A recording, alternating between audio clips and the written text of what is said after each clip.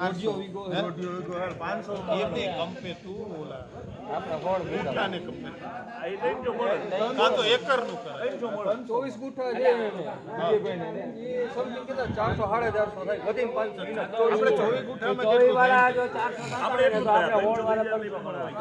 500 હોળ વાળા 500 કરવા ભાઈ અમે એવી ગણતરી કરી કે એની જમીન અમે એકર ઉપર જ આવવું પડે ખાલી ગુઠાનો વીગો એટલે એક હવે મારી વાત સાંભળો એ પકાવે એને 20 એની જમીન ટાઈટ પડે હો.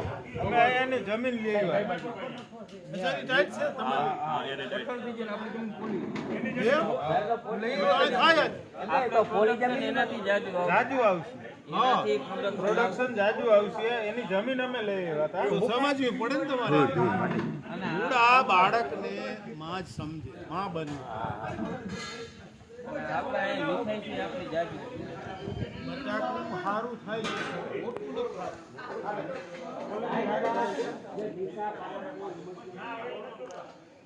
બામણ ગામની અંદર પહેલી વાર બટેકાનું વાવેતર એટલે ખુદ બાલાજીના શેઠ ચંદુભાઈ આમ પટેલ એ જ પોતે ફાર્મ ઉપર વિઝિટ લીધી છે એને અને ખૂબ ખેડૂતને માહિતીગાર કર્યા અને હિંમત પણ આપે છે કે આ બટેટી આ સાઈઝનું આ પ્રમાણે થાય તો હું તમારે અહીંથી જ પરબારી ખરીદી કરી જઈશ.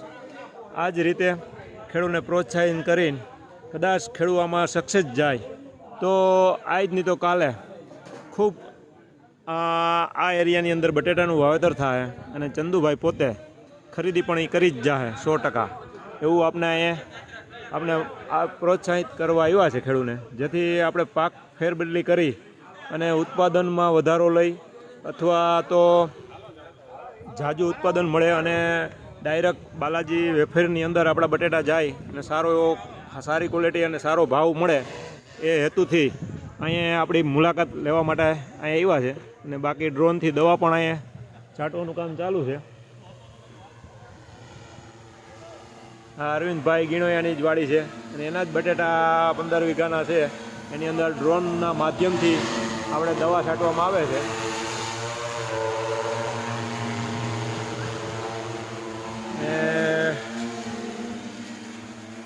જેને ખૂબ ઉત્સાહ હોય ખેતી કરવાનો અને એવા ખેડૂતને અહીં પણ બોલાવવામાં પણ આવ્યા છે.